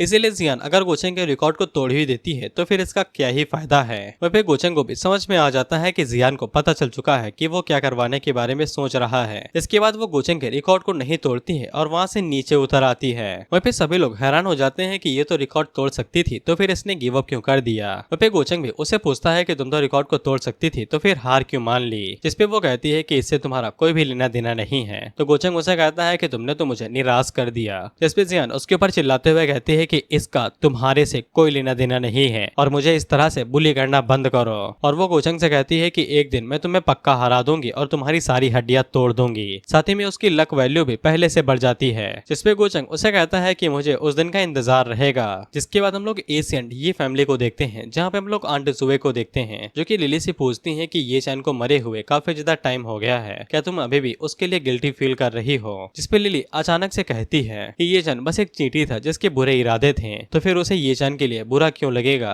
लेकिन जब से वो अपर वर्ल्ड के अंदर आई है तब से उसकी मेमोरी कुछ खो गई है, लेकिन बदले में उसे कुछ मेमोरी भी मिली है, लेकिन वो क्या है उसे कुछ समझ में नहीं आ रहा है। उसी टाइम पे वहाँ पे लिली का बड़ा भाई आता है जिसका नाम ये लैंग टियान था, और वो लिली से कहता है कि ऐसा लगता है कि तुम थक गई हो, तुम्हें आराम कर लेना चाहिए। जिसपे लिली अपने भाई से पूछती है क्या उसने गोचंग के बारे में सुना है। जिसपे लैंग टियान आगे से बताता है कि उसने गोचंग के बारे में सुना है, जो कि लोअर वर्ल्ड के अंदर गया हुआ था। और वो लिली से पूछता है क्या तुम्हारी मुलाकात उसके साथ हो गई थी और क्या उसने तुम्हें ज्यादा परेशान किया क्या। जिसपे लिली बताती है कि वो सिर्फ गोचंग के बारे में जानना चाहती है और कुछ भी नहीं। जिसपे लैंग टियान आगे से कहता है कि उसने भी गोचंग के बारे में सुना है और यंगन जनरेशन में उससे ज्यादा शक्तिशाली अभी यहाँ पे कोई भी नहीं है। उसी टाइम पे वहाँ पे एक सर्वेंट आता है जो कि लैंग टियान को बताता है कि येलिंग नाम का एक बंदा आया है जो कि उसे चैलेंज करना चाहता है और काफी सारे लोग वहाँ पे इकट्ठा हो गए हैं। लिली पूछती है कि ये येलिंग कौन है जो कि अपने भाई को चैलेंज करना चाहता है। जिसपे लैंग टियान बताता है कि जब वो सक्सेसर बनने के लिए फाइट कर रहा था तब उसने गलती से येलिंग के फादर को इंजर्ड कर दिया था, जबकि लैंग टियान ने काफी ज्यादा पैसे कंपनसेट के तौर पे दे दिए हैं। लेकिन इसके बावजूद येलिंग यहाँ पे आके उसे चैलेंज कर रहा है, क्योंकि हाल ही में उसकी किस्मत खुल चुकी है और उसकी कल्टीवेशन काफी ज्यादा बढ़ चुकी है। हालांकि लैंग टियान अभी इस चैलेंज को इग्नोर कर देता है, क्योंकि उनकी फैमिलीज ने वादा किया था कि वो इस मामले को और ज्यादा नहीं भड़काएंगे।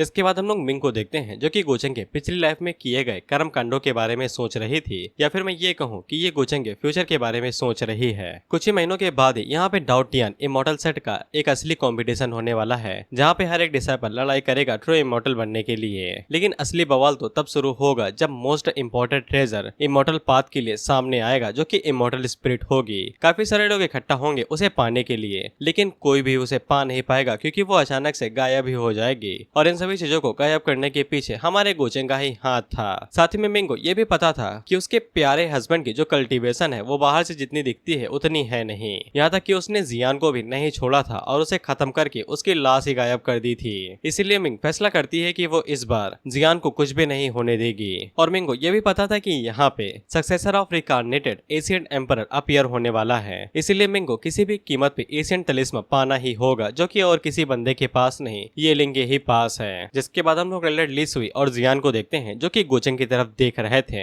एल्डर उससे पूछते हैं यहाँ पे क्या लेने के लिए आए हो। यहाँ पे गोचंग एल्डर ली सुई को काफी ज्यादा भड़काता है, तो फिर उन्हें बहुत ज्यादा गुस्सा आ जाता है। जियान बीच में आके गोचंग को शांत करने की कोशिश करती है, लेकिन गोचंग एल्डर को भड़काते ही जाता है। इसीलिए वो गुस्से में ये फैसला कर देते हैं कि वो जियान को ट्रेनिंग देंगे और कुछ ही महीनों के अंदर वो जियान को इतना ज्यादा शक्तिशाली बना देंगे कि वो गोचंग को भी सरपास कर देगा। गोचंग उससे कहता है कि अगर आप नहीं कर पाए तो फिर तुम क्या करोगे। तो फिर एल्डर ली सुई आगे से कसम खाते हैं कि अगर वो ऐसा करने में नाकामयाब होते हैं तो वो एल्डर की पोजीशन से हट जाएंगे बिना कुछ सवाल जवाब किए। वहीं पे एल्डर को ऐसा लगता है कि उन्होंने सीधा बहुत बड़ा तीर मार दिया है, लेकिन गोचंग तो बस यही कहने का इंतजार कर रहा था कि ये कैसे भी अपनी पोजीशन छोड़ दें। लेकिन वहीं पे जियान को ऐसा लगता है कि गोचंग ने ये सब कुछ जानबूझ के किया है ताकि एल्डर ली सुई उसके ऊपर ज्यादा फोकस करे और उसे और भी ज्यादा अच्छे से सिखाएं। इसीलिए उसके मन के अंदर गोचंग के लिए थोड़े से लड्डू फूटने लगते हैं। इससे गोचंग का ही फायदा होता है और उसका लक बढ़ता है। इसके बाद गोचंग वहाँ से जाते हुए जियान को आंख मारता है और उसे कहता है कि चिंता नहीं करो, ये टाइम तुम्हारे लिए काफी ज्यादा कीमती है, इसीलिए अब मैं तुम्हें ज्यादा परेशान नहीं करूंगा।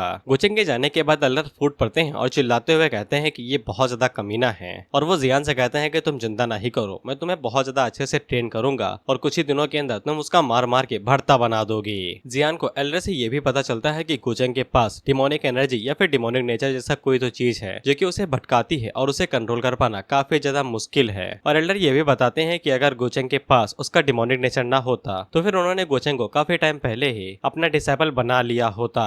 इसके बाद गोचेंग अपने घर के अंदर आ जाता है और अपने मन के अंदर सोचता है कि उसने जियान के साथ काफी ज्यादा टाइम बिताया है और उसे काफी ज्यादा बहलाया फुसलाया है और उसकी अकल के मुताबिक उसे अब तो पता लग जाना चाहिए कि उस साल असल में सच्चाई क्या हुई थी।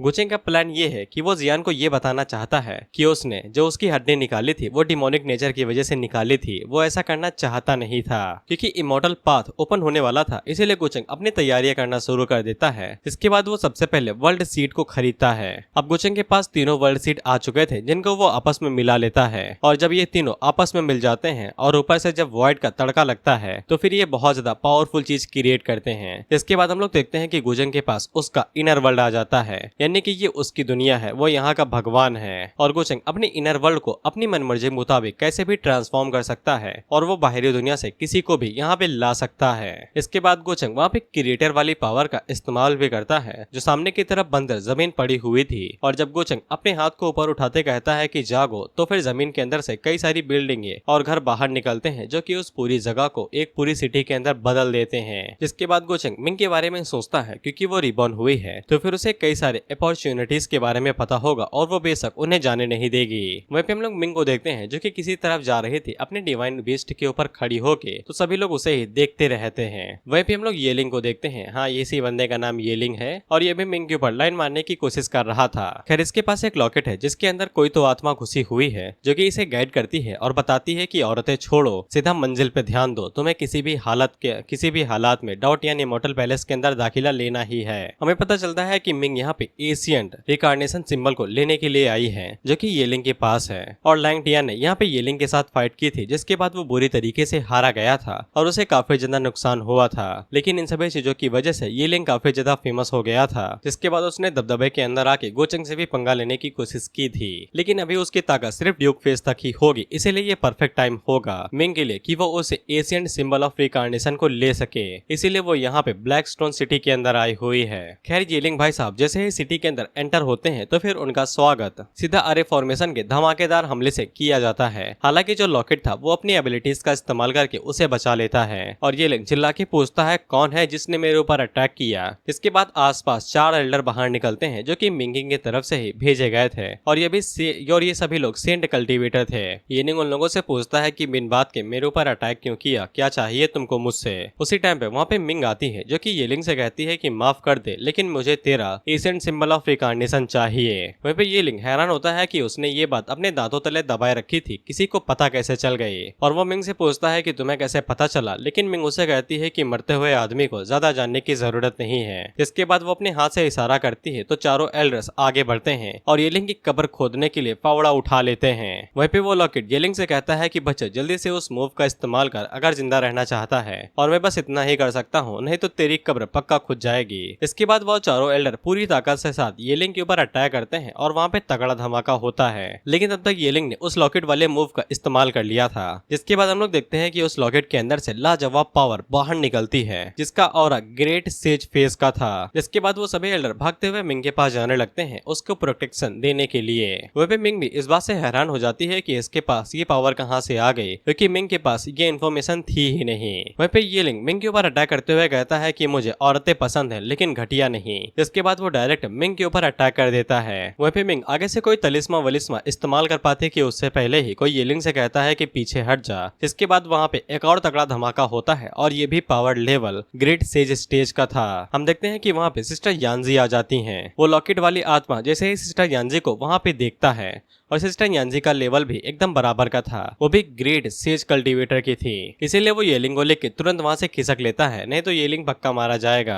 वहीं पे मिंग को अब समझ में आ जाता है कि येलिंग गोचेंग के हाथों से क्यों बच चुका था लड़ाई करने के बावजूद, क्योंकि उसने इसी तरह की टेक्निक का इस्तेमाल किया होगा अपनी जान बचाने के लिए। इसके बाद मिंग सिस्टर यानजी से पूछती है कि वो कौन है और उसकी मदद क्यों की, जिसपे सिस्टर यांजी उसे बताती है कि गोचंग ने उसे ऑर्डर दिए थे मिंग की रक्षा करने के लिए, इसीलिए वो यहाँ पे आई थी। जिससे मिंग हैरान हो जाती है क्योंकि पिछली लाइफ के दौरान गोचंग के पास कभी भी यांजी सिस्टर जैसी कोई औरत नहीं थी जिसका लेवल इतना ज्यादा हाई था। वहीं पे सिस्टर यांजी जाने से पहले मिंग को बता जाती हैं कि गोचंग ने उसे किसी काम के लिए वहाँ पे बुलाया है और वो देरी नहीं करें। वहीं पे मिंग को काफी ज्यादा गुस्सा आता है क्योंकि वो सिटी के अंदर आई नहीं कि उससे पहले ही गोचंग को पता चल चुका और उसने एक ताकतवर कल्टीवेटर को उसे बुलाने के लिए भी भेज दिया। जबकि यहाँ पे रिकार्डिनेटर हमारी मिंग है, उसके पास एडवांटेज होना चाहिए, लेकिन वो गोचंग से अभी भी कोसों दूर पीछे है और वो अपने मन के अंदर सोचती है कि साला ये जब से नीचे गया है तब से कुछ ना कुछ कमाल की चीजें अपने पास से निकाल ही रहा है। और मिंग अपने मन के अंदर सोचती है कि उसे अब दोबारा गोचंग के इंटेंशन चेक करने पड़ेंगे कि उसका इरादा क्या है। अब इसके बाद हमें एशियन सिटी ऑफ डाओटियान चौटियान टावर दिखाया जाता है। अब मैं इसके बारे में तुम्हें ज्यादा नहीं बताऊंगा, बस इतना जान लो कि ये अभी होटल की तरह हो रखा है क्योंकि इमोर्टल पाथ ओपन हो चुका है, तो यंगन जनरेशन होंगे वो सभी लोग यहाँ पे इकट्ठा होंगे और ये जगह उनके लिए होटल की तरह काम करेंगी। दिन के वक्त वो लोग ट्रेनिंग और लड़ाई धड़ाई के लिए जाएंगे और रात के टाइम पे वापस आके यहाँ पे आराम कर सकते हैं। साथ ही में ये बड़े बड़े सेक्ट के लिए पार्लियामेंट का भी काम करता है। खैर इसके बाद वहाँ पे सिस्टर यांजी आ जाती हैं जो कि गोचंग को बता देती हैं कि वहाँ पे क्या क्या हुआ था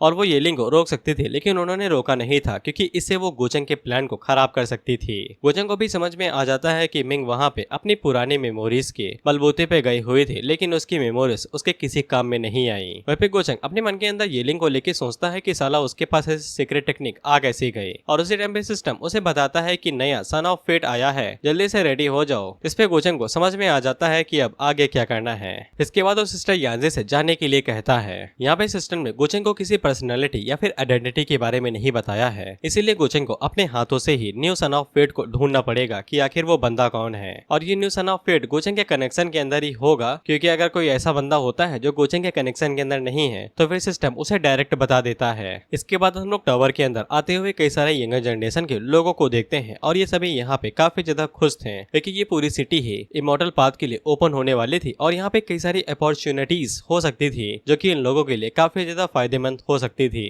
लेकिन जितना बड़ा फायदा उतना बड़ा खतरा। इसीलिए ये लोग फैसला करते हैं कि इन्हें झुंड में घूमना चाहिए जिससे खतरा कम हो सके। जिसके बाद हम लोग देखते हैं कि वहाँ पे ये फैमिली के यंग मास्टर और उसकी छोटी बहन लिली आते हैं और हाँ, लैंगटियान को एशियड एम्परर का रिकार्डिनेटेड भी माना जाता है। वह पे लिली अपने भाई से पूछती है कि गोचंग यहाँ पे आएगा, इस पे लैंगटियान आगे से कहता है कि बेशक उसे यहाँ पे होना चाहिए, वही तो इन सभी चीजों को रिप्रेजेंटेट कर रहा है। इसके बाद हम लोग वहाँ पे बाइली नाम के एक यंग मास्टर को देखते हैं जो कि जेनजिंग क्लैन से था, हिंदी में व्हाइट टाइगर क्लैन। और बाइली यहाँ पे लैंगटियान को डुबल को लिखित ताना दे रहा था, शायद से इन दोनों ने फाइट कर ली थी येलिंग और लैंगटियान ने, जहाँ पे ये मैच ड्रॉ हो गया था। वहीं पे बाइली से हमें ये भी पता चलता है कि येलिंग इसका सगा भाई तो नहीं है, लेकिन ब्रदर फ्रॉम अनदर मदर है और दोनों ही मारे जाएंगे। इसके बाद वहाँ पे गोचंग और यूमी आते हैं। वह भी पता नहीं गोचंग को क्या हो गया है, लेकिन वो लैंगटियान को भर के इज्जत देता है, बहुत ज्यादा भर के इज्जत। वहीं पे लैंगटियान भी गोचंग को इज्जत देता है और साथ ही में लिली गोचंग को देख के खुश हो जाती है, नौकरानी जो है। लेकिन हम लोग बाइली को देखते हैं जो कि यूमी को गोचंग के बगल में खड़ा हुआ देख के बिल्कुल भी खुश नहीं था।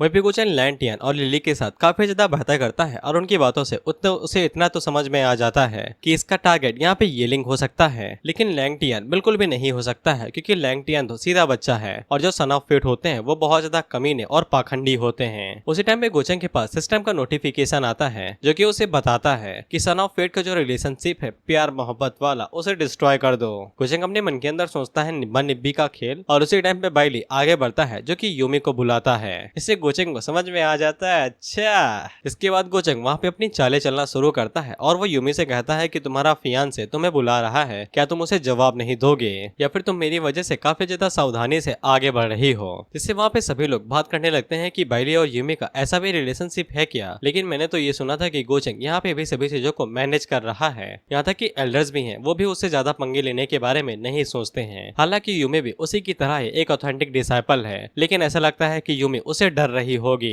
इससे बाइली के अंदर हीरो वाले गुण जाग जाते हैं और वो गोचंग से कहता है कि यूमी से दूर रहो। इस पे गोचंग आगे से कहता है कि मैं क्या कर रहा हूँ, मैं तो एक अच्छे बच्चे बड़े भाई की तरह उसे बस गाइडेंस दे रहा हूँ। लेकिन बाइली गोचंग से चिल्लाते हुए कहता है कि ये सब बकवास है, भले ही तुम शक्तिशाली हो लेकिन मुझे कमजोर मत आको। इस पे गोचंग उसे घूरते हुए कहता है क्या चैलेंज कर रहे हो क्या है? उसी टाइम पे यूमी बीच में आती है और वो गोचंग से कहती है कि बाइली के लिए चीजें ज्यादा मुश्किल ना करो और वो गोचंग से रिक्वेस्ट करती है कि बाइली यहाँ पे बस आया ही है और गोचंग उसकी खातिर बाइली को कुछ भी ना करे। इससे बाइली को ऐसा लगता है कि यूमी वहाँ पे उसे न जानने का बस दिखावा कर रही थी ताकि वो गोचंग से उसको बचा सके। वहीं पे सभी लोग अपने मन के अंदर सोचते हैं कि यूमी गोचंग के खिलाफ चले गए सिर्फ बाइली के लिए। ऐसा लगता है कि वो दोनों ही मारे जाने वाले हैं। वहीं पे गोचंग भी यूमी को घूरते हुए देख रहा था। हालांकि गोचंग अपने गुस्से को शांत करता है और उसे कहता है कि अगर तुम हो तो फिर मैं जाने दे रहा हूँ। जिसके बाद वो वहाँ से चला जाता है और यूमी अपना सर झुका से उसे शुक्रिया कहती है। लेकिन गोचंग जाते हुए वहाँ पे यूमी को धमकी देके जाता है कि यहाँ पे ये सभी शो होने वाला है और अगर वो गेस्ट को एंटरटेन नहीं कर सकती है तो फिर उसे यहाँ पे रात में रुकने की कोई भी जरूरत नहीं है। जिससे बाइली को काफी ज्यादा गुस्सा आता है कि गोचंग उसकी होने वाली बीवी को इस तरीके से ऑर्डर दे रहा है। हालांकि यूमी तो अभी गोचंग के लिए ही काम कर रही थी, इसीलिए वो उसके पीछे जाने लगती है। लेकिन वो जाते हुए बाइली की तरफ देख के जाती है जस्ट लाइक लवर्स। बाइली भी अपना हाथ आगे बढ़ाता है लेकिन उसे समझ में आ जाता है कि रुकना पड़ेगा और वो अपना हाथ पीछे कर लेता है। जिसके बाद बाइली फैसला करता है कि वो जैसे ही इंटरमीडिएट किंग फेस पे पहुंच जाएगा तो वो गोचंग से बदला लेगा जो गोचंग ने आज उसकी बेइज्जती की है। वहीं पे हम लोग गोचंग और यूमी को देखते हैं जिन्हें अच्छे से पता लग चुका था कि मछली ने चारा पकड़ लिया है।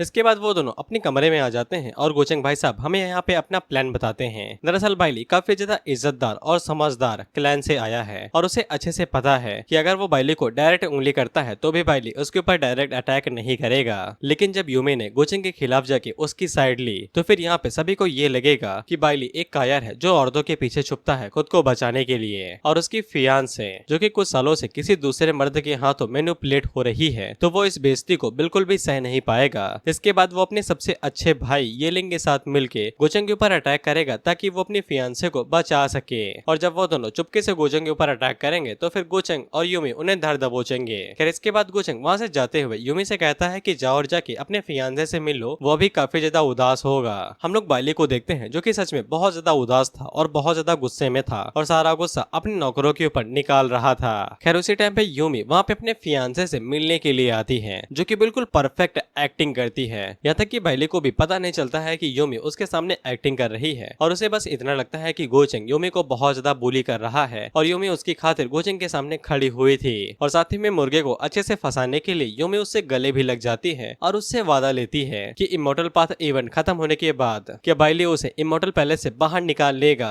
जिसपे बाइली उसे वादा करता है कि वो बिल्कुल ऐसा ही करेगा और वो गोचंग को बहुत ज्यादा मारेगा क्योंकि उसने यूमी को बहुत ज्यादा बुली किया है। इसके बाद वो अपने पास से एक तलिस्मा बाहर निकालता है जिसकी मदद से यूमी उसे कभी भी कांटेक्ट कर सकती है। इसके बाद वो तलिस्मा यूमी ले लेती है और वहाँ से चली जाती है क्योंकि गोचंग उसे कभी भी वापस बुला सकता है। बाइली दरवाजा बंद करके अपने दिल के ऊपर हाथ रख लेता है और कहता है कि यूमी ने जो भी दर्द सहे हैं मैं उन सभी गोचंग से वापस लेके रहूंगा। खैर यूमी को जैसे ही समझ में आ जाता है कि कॉन्टैक्ट टूट चुका है तो फिर वो अपने असली रूप में आ जाती है और बाइली को गाली देते हुए कहती है कमीना साला। भाई तुमने इसके एक्सप्रेशन देखे कैसे एक झटके के अंदर बदल गए, ब्रदरली से डायरेक्ट बास्टर्ड। वहीं पे बाइली फैसला करता है कि अब उसे येलिंग से मिलना ही पड़ेगा ताकि वो यूमी को बचा सके। इसके बाद हम लोग मिंग को देखते हैं और भी फिनिक्स से उस जगह पे पहुंच जाती है जहाँ पे सभी लोग हैं। वहीं पे हम लोग गोचंग को देखते हैं जिसके हाथों में तलिस्मा था। वहीं पे यूमी उसे सारी बातें बता देती है कि उनके बीच में क्या हुई थी और गुरुचेक अपने मन के अंदर सोचता है कि बाइली साला प्यार का कीड़ा है। साले को पता ही नहीं है कि एशियन टाइम में प्यार व्यार कुछ भी नहीं होता था, सिर्फ ताकत और रुतबा ही मायने रखता है। खैर गोचंग यूमी से कहता है कि तुम अपना फियांसे वाला खेल खेलती रहो और उसके ऊपर नजर रखती रहना और जो भी बातें हो मुझे बता देना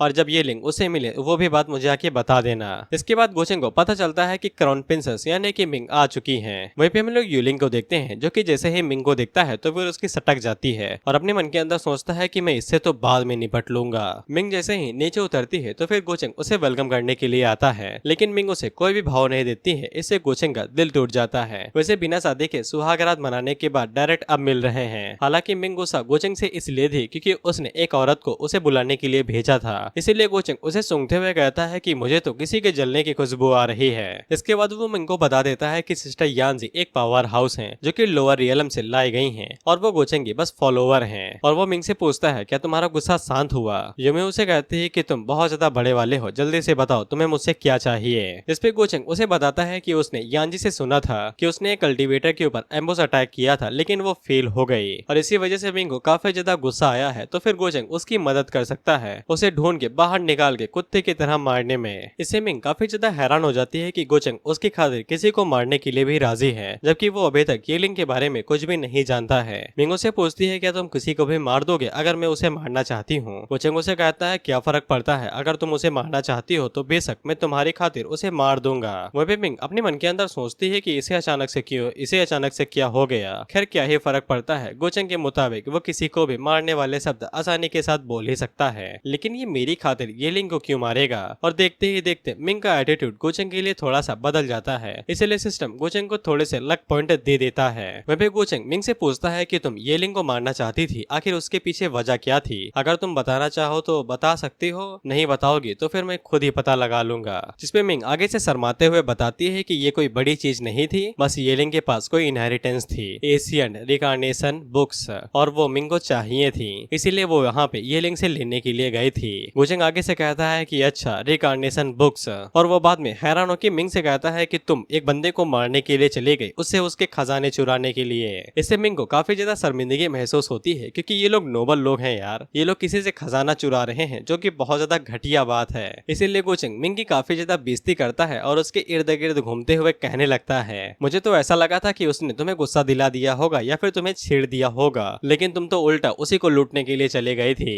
मैंने कभी भी नहीं सोचा था कि तुम ऐसा कुछ करोगे। जिससे मिंग को काफी ज्यादा गुस्सा आता है कि ये मेरे बारे में कितना कुछ बोलेगा, और वो गोचेंग के ऊपर चिल्लाते हुए कहती है कि तुम कौन सा अच्छे हो, तुम्हारी तो जो रूथलेसनेस है वो तो साला मुझसे भी ज्यादा है। लेकिन गोचेंग मिंग का हाथ पकड़ लेता है और वहाँ पे रोमांटिक माहौल बनाते हुए कहता है कि इस तरह के गंदे काम मेरे ऊपर ही छोड़ दो, ये तुम्हारे ऊपर शोभा नहीं करते हैं। अगर उसके कैरेक्टर के ऊपर इस तरह की चीजों का दाग लग गया तो फिर वो गोचेंग की प्यारी वाइफ कैसे बनी रहेगी। जिससे मिंग भी हैरान होती है कि इसके अंदर का शायर कैसे जाग उठा। इसके बाद हम लोग डॉटियन पैलेस के किसी ताकतवर बंदे को देखते हैं या फिर प्रिंसिपल को देखते हैं, जो कि इमोर्टल पाथ को खुलने को लेके बात कर रहे थे। यहाँ पे कई सारे सेक्ट और अलग अलग तरह के लोग आने वाले हैं और उनकी यंगर जनरेशन कल्टीवेट करने के लिए जाएंगे, इसलिए वो एल्डर से पूछना चाहते हैं कि वो इस बारे में क्या सोचते हैं। जिसपे एक एल्डर आगे से कहता है कि ये मामला सभी पार्टीज के जरिए डिस्कस किया जाना चाहिए, क्योंकि इमोर्टल पाथ खुलने के साथ साथ अपॉर्चुनिटी के साथ साथ खतरा भी आता है, और अगर वो सभी डिसाइपल अंदर जाके मारे जाते हैं तो फिर सारा इल्जाम उन्हीं के ऊपर आएगा कि उन लोगों ने उन्हें अच्छे से प्रोटेक्ट नहीं किया। इसीलिए उन लोगों को इस मामले के ऊपर अच्छे से डिस्कस करना चाहिए।